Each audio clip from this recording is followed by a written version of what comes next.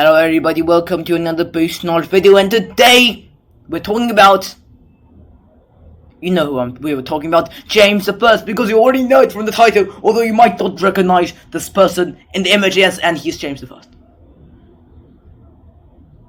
Okay. So, who was this guy, James the First? And you might know him. Like when I said, do you know Henry VIII, do you know him? And James the First, you're like, oh, he nearly got blown up by the gunpowder plot. Was this guy called Guy Fawkes or whatever, Guy Fawkes or whatever? And what you might know him about, he was the father of Charles the First, who caused the Civil War, which I'm going to talk about in the next video, in a couple of videos, Civil War and Charles the First. You might say, oh yeah, he was the first Stuart king, which you are all correct in saying, because he was the first Stuart king. But today, let's dive in some details about James the First. So, who was he? He was Elizabeth I's third cousin. And because Elizabeth I did not have any heirs, the authorities was like, why not just appoint him? He's from Scotland, but no other body will fit him. So, James I became King of England when, why did I mention Scotland? Yes, because he was previously James the Sixth. The Sixth of Scotland. The Sixth, not the First. And he's probably the only king, I don't know whether this is true, forgive me, that has two titles. Who has lived in Britain. I mean, not like a guy from the Holy Roman Empire invading Britain, like, oh, I have two titles now. No. If he's only from Britain, and he's like, I have two titles. I think he's the only guy. Correct me if I'm wrong. So, Elizabeth I passed away in 1603 without an heir, of old age, without an heir. And she was the last Tudor because she didn't have an heir. And the expert traced up and down the line and up and line, found everyone was dead except this guy called James I. Who was that? King of Scotland. Well, you've been following this channel. Well, thank you very much if you've been following this channel. Like, we're looking at some of the previous videos and just clicked on this one on accident. I don't know. But if you watched until this, thank you very much. Because in the previous video, we talked about Mary, Queen of Scots. It's the Elizabeth I video. You got to see it. It's good. How Mary, Queen of Scots was like, oh, I lost my first wife, second wife, third wife. Oh no, I'm not popular. I'm kicked out of Scotland. And exactly what happened was that James I became king after Mary, Queen of Scots. And he was actually a pretty good king of Scotland. He controlled Scotland very well. He got the trust and control of the lords. He controlled the lords very well. He controlled criminals and had successful laws. He encouraged trade. He made the economy boost. Allowed more skilled workers in Scotland, and even controlled the Scottish Protestant Church, who was like, and they were like, no, controlled. And this is brilliant as a king. Like, this is exactly how a king should behave. Benefit his citizens, lower taxes, control everything which he needs to control, have a good relationship with the church, have a good relationship with the parliament, encourage trade. This is exactly how James VI should be, and James I of England should be, and what he turned out to be, and became a great king of England. But, sadly he did not. So he was 36 years old when he came to England. And let's talk about some facts of him. We already know he's a successful king of Scotland, but what do you think of him? What do you think of him? He was very interested in the dangers of tobacco, which is a good thing. Like, how did tobacco actually go in England? Well, that's a story. Let me just expand a bit on this, if you won't mind. So, tobacco came from America, and from this guy called, did it come from America? I don't know. From this guy called Walter Raleigh. I don't know whether I'm pronouncing it right, but it's something like Raleigh or something. Who was the chief explorer of Elizabeth I. And Queen Elizabeth I was like, hi Raleigh, what are you going to do? And Raleigh was like, Mrs. Queen, I have this tobacco for you. You can smoke it. I can't even wait to smoke. And Elizabeth was like, nah, you can't wait to smoke. But let me smoke it and I'll bet on you that you can't wait to smoke. And Elizabeth was like, smoke it. Well, great, this is great. And without waiting to smoke, and Raleigh just got out the ashes from like, Your Majesty, the ashes weigh 1 gram, and each cigarette also weighs 1 gram. And Queen Elizabeth paid up, and this how can I say, this smoking thing, smoking tobacco, now we call it smoking cigarettes, became quite popular in England. And James I was like, wait a sec, this tobacco thing, you smoke it. You're like some devil or something. You smoke it, and there's smoke coming out. It's unhealthy for your lungs. It's unhealthy for your body, and you get unhealthy to people around you, which is exactly what most of the people of us view tobacco these days. I mean, smoke. It's not good. I personally am against smoking. Like, you can smoke if you want, but just smoke somewhere where you can't find anyone, and just smoke and destroy your own health, if that satisfies you.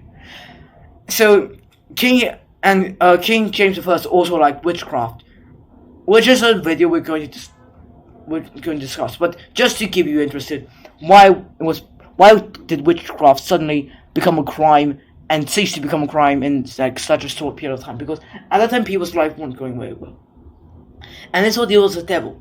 And the devil can't just like, I'm coming. No, because nobody, no god probably can't do that. I mean, I'm not offending anyone there, sorry. But the devil just don't do that. So according to people's theory, the devil uses women called witches who will do bad things, and they have special magical powers. And without their theory, I mean, I'm completely, I don't believe this anyway. So what happened was, you think there's a witch, hang her, try her, hang her, and boom, she's gone. So, what we call the witches? What would come from the witches? Like, for example, crops not growing properly, done by witches. Wait, what? Crops all died, done by witches. Wait, what? Parliament kicked out, done by witches. Wait, what? Wait, what did I hear? Lost the battle against Spain, done by witches. Wait, thousands of innocent women are being hanged around the country and being suspected as witches, done by witches. And this is obviously sarcasm, because you know it's not done by witches, it's done by them themselves. But witchcraft had become such a uproar then that, well, it's sad to say that thousands of people gave up their lives being suspected as witches. And James I had a very good passion, always writing books for witchcraft and writing the dangers of tobacco. He wrote books. He wrote loads of books. So he was actually quite a clever chap. Except that he hardly washed. He was dirty and had bad manners and swore a lot. He was often called Scruffy, and people of England didn't like him that much. And some people even began to referring him as a queen. Why would he be queen? Like, he's male. When Elizabeth I was a king, because they think Elizabeth I was a king because she ruled wisely. She controlled England well. But James I was like, what should I do? Which made people think like, that's not the ruler we want. We want Queen Elizabeth I. And that's what gave them the nickname. And according to the article that I'm looking at here, it called James I the wisest fool. Okay. James I also believes in something called the divine right of kings. Woo! Which means the king is appointed by God. He can do whatever he wants and can never do wrong. Which, when you think about it, it doesn't seem right. Like, so many kings of England and queens of England have done so many bad things. Like Henry VIII kicking out the Pope, marrying 6 wives, right thing, and not punished by God. Like even if you're Christian, or Mary I, killing so many Protestants that believe in the same religion. Like, it doesn't make sense. Like, the divine right of kings doesn't make sense. But James I believes in it. Respect that. But the Queen of England didn't. Don't respect that. So he also tried to control religion. And this is how many English rulers controlled religion. Just to give you a recap. Disclaimer, this poem was completely made by me. Please don't copyright it. If I find any copyright version of this, I will report it. Like, seriously. No. I hope nobody will try to claim this poem as his. Henry VIII was Catholic, but behaved in Protestant ways. He drove out the Pope, the Latin Bible, and monasteries in his day. Edward VI was Protestant, made the churches simpler, but hated by most English, and he died young, for the better. Mary I was Catholic and bloody, executed all Protestants and rebels, while soon the disease met her fall.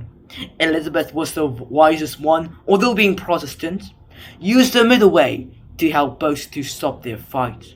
But when James I tried to use the useful middle way, 'twas unsuccessful, and he nearly lost his head in the sea. Yep, and if you're wondering what lost his head in the sea means, it is the gunpowder plot. Wait, whoa, gunpowder?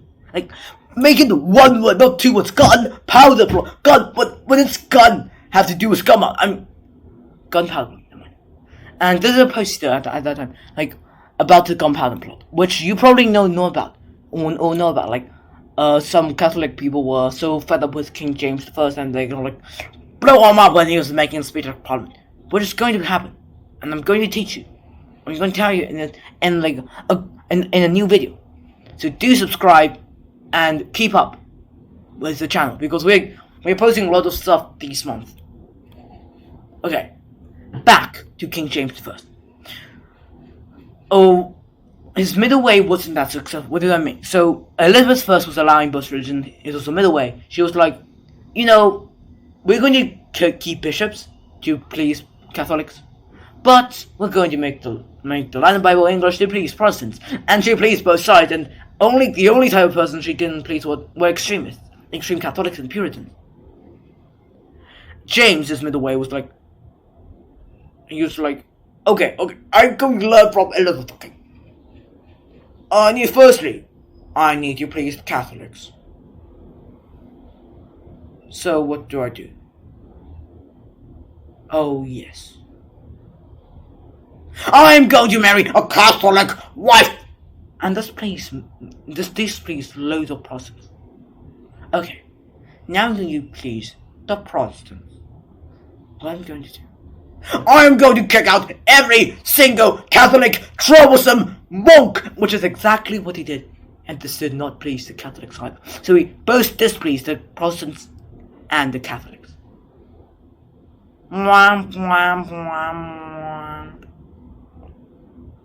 So so that led to the gunpowder plot. So some mad Catholics like, you can't do this, I'm gonna blow you up! And this is Guy Fawkes, not Guy Fawkes, which I mentioned like 30 minutes before. He also fell out with Parliament, because in a way he needed Parliament to collect taxes for him. Parliament like, no, you have to agree to our terms. James was like, I'm not agreeing to your terms. I'm not giving you more power. I am the king because I was appointed by God because of the divine blood of kings. And Parliament's like, I'm not giving you taxes. James was like, they're gonna kick you out for 10 years and not give you any jobs. And that's exactly what he did. He dismissed Parliament for 10 years. And he's not the only one to do so. Okay. But James I finds he has no money. He can't collect taxes. So he found other ways. For example, selling land. Wait, is that Henry VIII I see? And he was also good, but he was also good at spending money. And he was nearly bankrupt when he died. Okay. James I, well, you might think, well, now we've finished the video and close to 15 minutes. Some of you watching this, thank you very much if you're still watching this.